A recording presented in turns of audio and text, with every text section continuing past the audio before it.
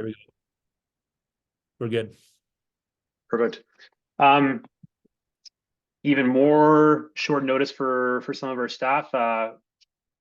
It'll be a bit more of an expanded group today than our typical DTE call. I know we have some IST. I see Dave Paskovich on the call, as well as some of our core Nordiq Canada staff. So a bit of a broader first overview of some of the changes that are currently underway right now with the High Performance Olympic program. I know a lot of you have been wondering as to what's going to happen next since the announcement around Robin McKeever in the head coach role in March. And yeah, my apologies for not being able to communicate more at the time or even since. The goal here right now is to start that communication process and to hopefully get everybody understand as to what next steps look like. So I'm just going to share my screen.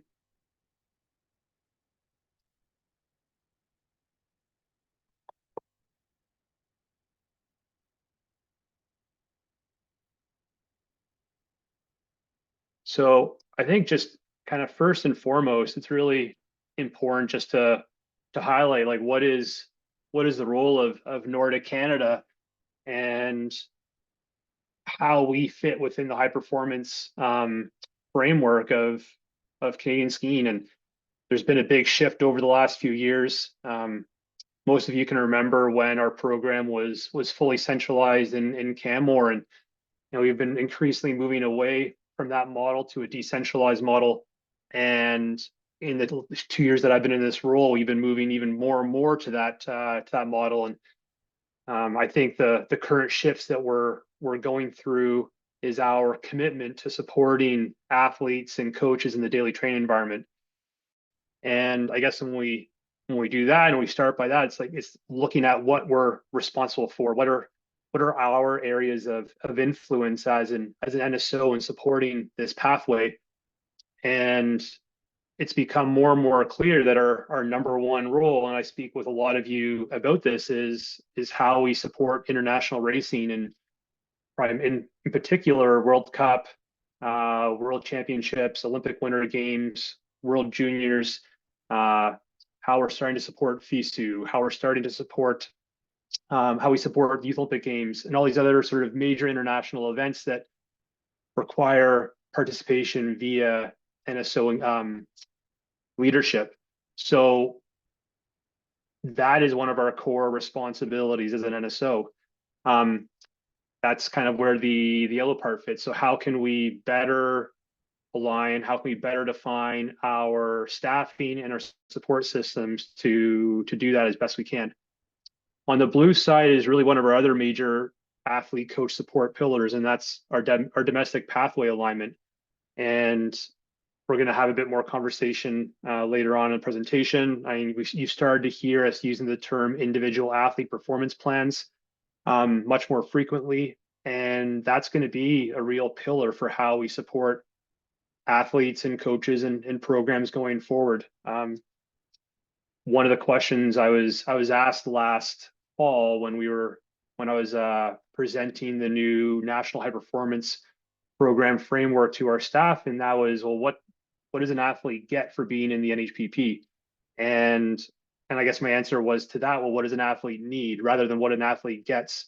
Last summer, we had athletes asking why they were not, and national ski team athletes had a national ski team camp, and my question was, well, that was not the ideal pathway for them. That was not the ideal training input for them.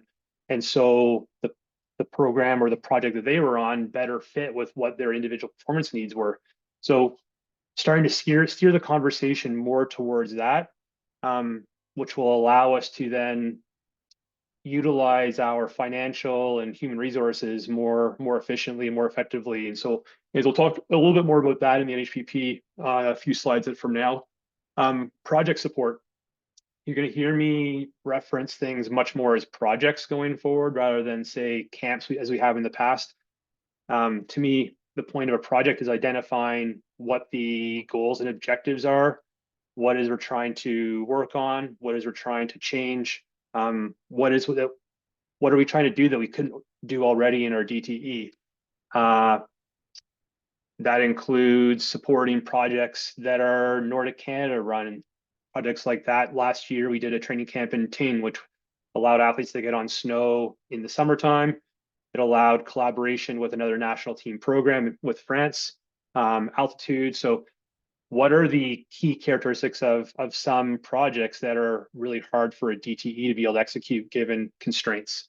How can we better support competition projects? The trip to Alaska, where we had a Nordiq Canada facilitated DTE-led trip that allowed athletes to be able to better follow their performance pathway while allowing training centers, clubs, DTEs to still maintain their core mandates and support other athletes that had a different pathway. So how can we find competition opportunities that fit? Special projects. Last year we did a speed project in MSA. What do those things look like going forward? So basically supporting what's happening in the DTE through domestic alignment. The pink or the red at the bottom, those are things that we already do: athlete services, logistics, planning. That's more through our administration hat. And then up on top in the pink, that is how can we support coaches? I think one thing we're seeing consistently is that we have a lot of supports built in place for athletes, but we don't always have defined supports built in place for coaches.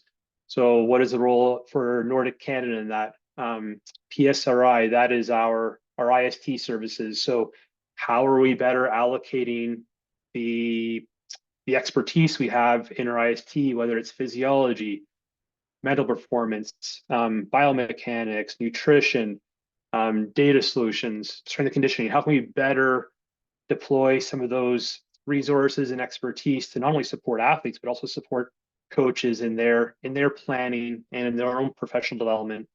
How can we better integrate with our coach development stream and the work that is being done on the development side of our organization? So definitely some opportunities here for us to better support coaches. So from a high performance aligned priorities, that's sort of the starting point. Any questions? Otherwise, I'll just keep going happily.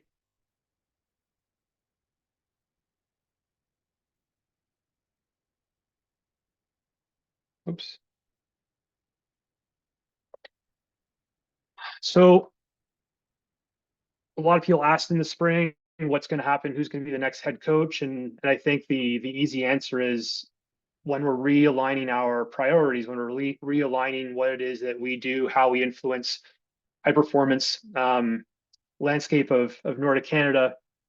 It's also looking at what are our job titles, job descriptions, and are they fit for purpose? Do we have the right skills, the right people? How are we doing this as efficiently as possible? One of the things I was told quite consistently this spring through on the podium was that all NSOs need to sharpen their pencils. There is a bit of a crisis across the NSO landscape in Canada. Funding and budgets are becoming more and more constrained. There's more and more challenges, and that's not a unique thing to us at Nordiq Canada. That's across the board. It's been a big talking point in the media the last month in Canada around the federal government, the new budget for this next year, and the announcements. And yes, there's some good news around increased funding for karting.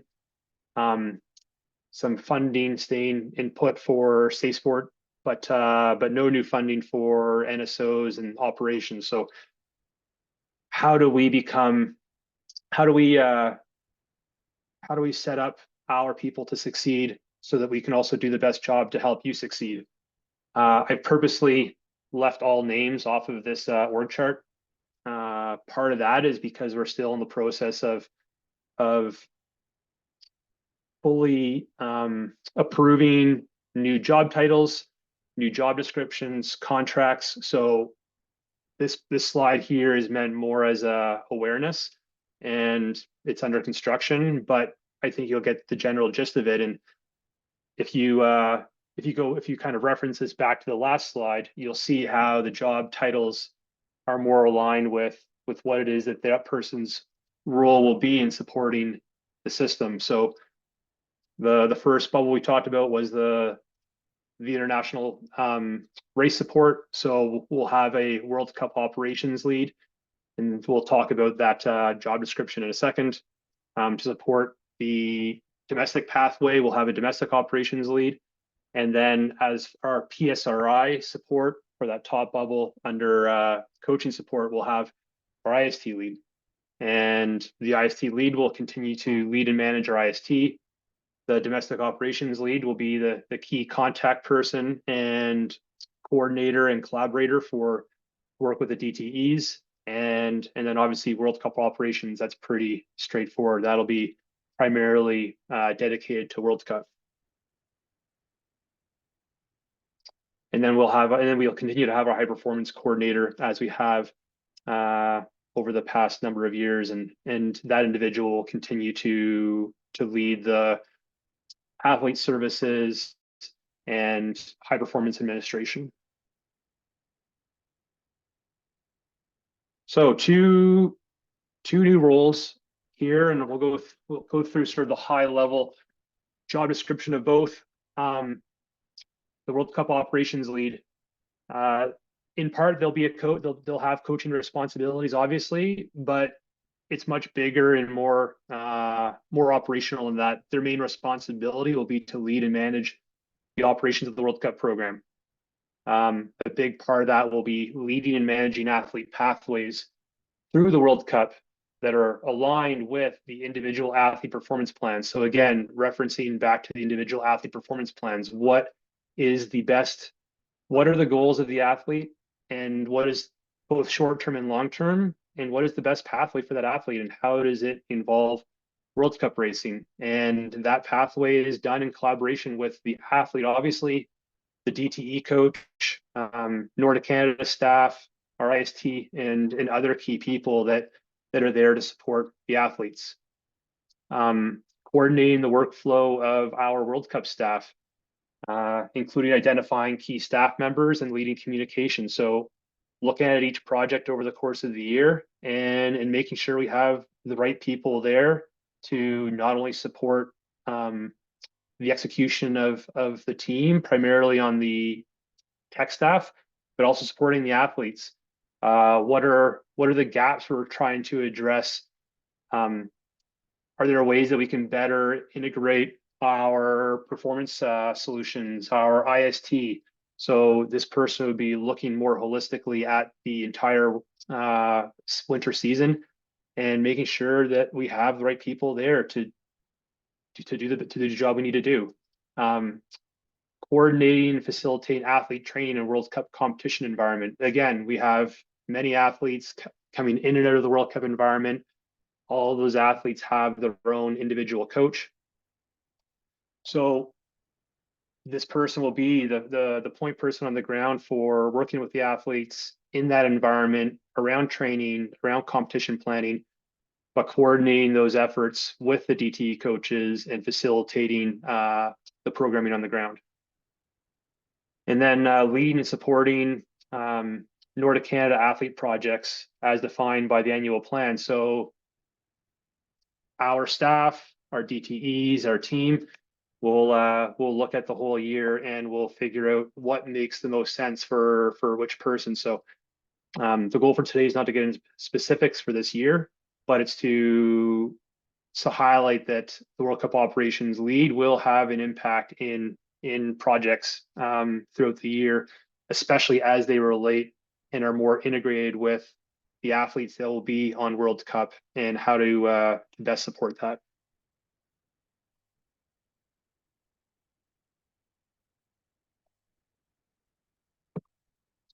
Okay, the domestic operations lead. Their main responsibility will be to lead and manage the domestic operations of our national high performance program. This will include leading the development, implementation, collaboration, and evaluation of annual and long-term individual athlete performance plans for national team and national group athletes. And again, this is obviously in collaboration with the athlete, which is critical, the DTE coach, critical, Nordiq Canada staff, IST. So again, going back to the individual athlete performance plan, what is it that makes the most sense for that athlete? Leading the support, communication, and collaboration with the DTEs, and primarily the national training centers, NCAA, and select clubs where athletes are residing who are in our national ski team and national group pools. So this would involve leading our DTE coach meetings going forward, coming in and having planned DTE visitations that fit with the needs for those DTEs, ongoing communication for DTE support and IAPP integration, basically being the point person to be the conduit between DTEs and athletes and the services that are there to be provided. Works in collaboration with the IST lead to direct IST services to support not only athletes, but also coaches and projects. And then similar to the last bullet of the World Cup operations lead is to lead and support athlete projects as defined by the plan. So those will be communicated as we develop, as we go further down the path this spring.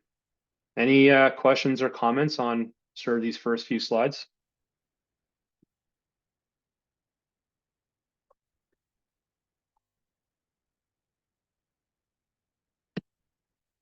Huh. Chris, it's Dave. Hey, Dave. I have, you can take this as a hard question or not, but what's going to change? If I use my own experience, I can't talk about other daily training environments, but the communication and feedback, let's say from the NSO and to the athletes and to myself is as it relates to the business of making the athletes better, it's pretty much non-existent. Is there now a commitment to make this work? Yes, Dave. I mean, I think the commitment is always there to make it work. The commitment is always there to improve communication, to improve how feedback is received and acted upon. As far as the non-existent comment, I think that's maybe something we can take offline, and I would like to hear more about how we can go from non-existent to better. But I think the expectation here is that with a much more defined roles and responsibilities in terms of who is responsible for what, that will become more consistent and ideally a lot better.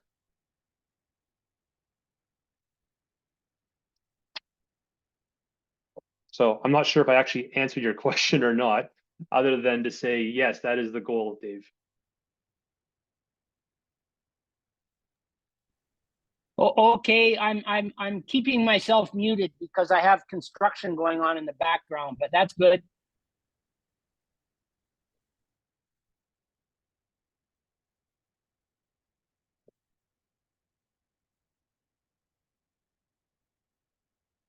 So anyways, that is my update for today on sort of the next steps for operations.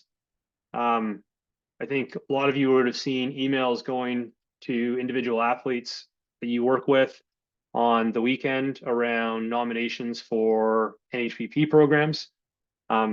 The full announcement will be going out on our website in the next couple of days. We're just fine-tuning the synopsis announcement, and so that will go then.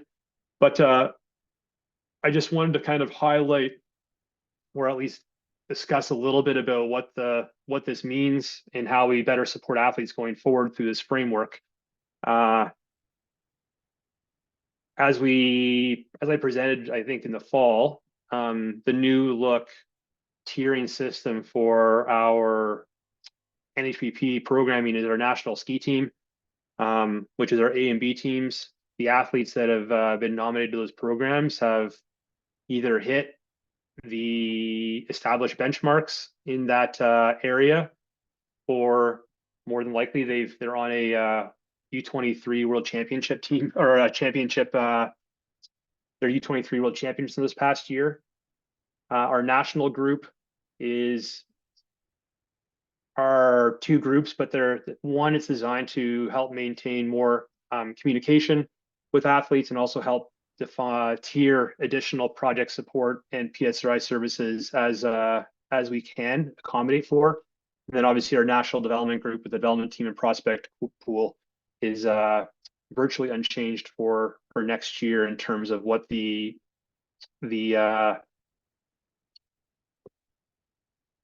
components look like for those programs. One of the reasons why we switched to this model, or I shouldn't say switch, but shifted to this model, was as we have unpredictable resources from year to year, how can we continue to maintain consistent athlete supports, especially for top athletes, and have that flexibility.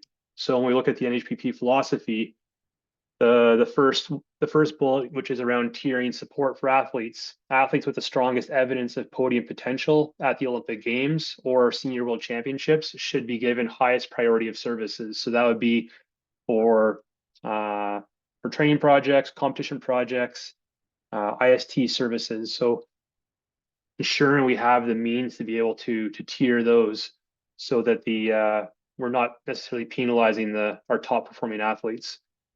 When we look more at the national group, how do we grow the pool of targeted athletes to increase the influence of what we do at Nordiq Canada and support high quality athlete DTEs, maintain strong athlete support systems, training partners, etc.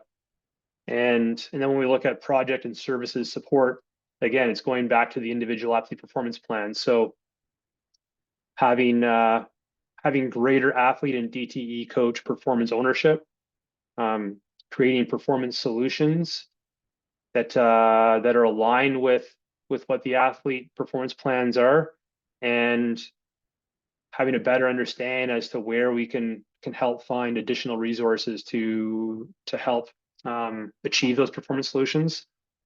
And one area that I'm really excited about is ensuring that our athletes are able to communicate their plans and their programs, not just to their coaches, but to the people that they work with, and then understanding how that is integrated into their pathways for the year. So in the winter, our staff circulated the draft YTP for next year, and built into there are some projects that we are running this year as a Nordiq Canada group, but they're not national ski team camps per se. We will sit down with coaches and then sit down with coaches and athletes and work through what that looks like for each individual, and determine how best we can support that through the resources that we have available to us.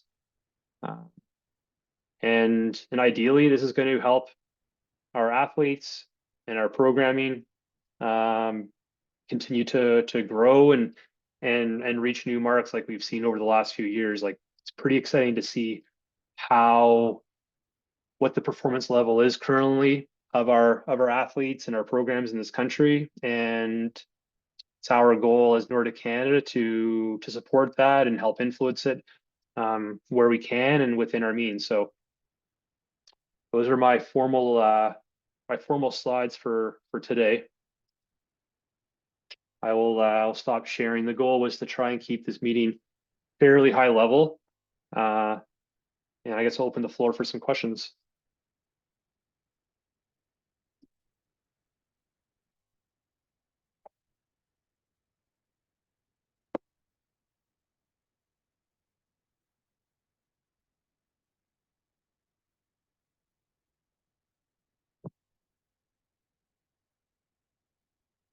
Okay. There doesn't seem any questions. If I had more information that I was able to share today, I would have more slides. Just so everyone's kind of in the loop for next steps, we have sent out an invitation for this evening for athletes that have been identified or nominated to the National High Performance Program, which is a pretty extensive list. And we'll go through a very similar presentation then. We'll do another similar presentation this coming weekend at the Coach Development Seminar. And as far as like actioning going forward, we will continue to communicate definitive next steps and action items on our side, especially when it comes to the announcements around staff for next year, and then going forward as well around working with you all to better develop individual athlete performance plans and creating the framework to support athletes through the training season. Yes, Zach. Is there like a timeline that you guys are working on to figure out what these projects are and who will have those opportunities? I know I'm probably not alone in working on training plans for this upcoming season, and those types of things are helpful to know if if athletes are going to have those opportunities to then build and schedule around. The first step will be to have more one-on-one conversations with the coaches. Like even this coming week, we're sitting down with the 3 training centers, and then Eric, who is the kind of the main contact person currently, again without officially announcing who's fitting in where, will be the one who will start to reach out to coaches to set up meetings, to start having those communications. So the goal is to do so quite quickly here, Zach.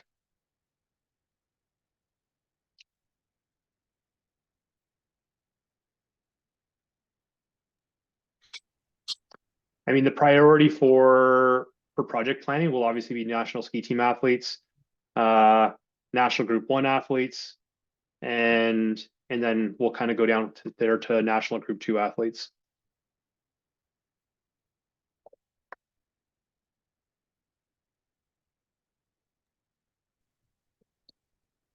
I have one question moving forward as it relates to this year.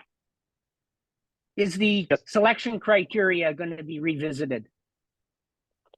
The selection criteria is revisited every year, Dave. So yes, we will revisit it again this spring, just like we did last spring. Okay, good. It needs it.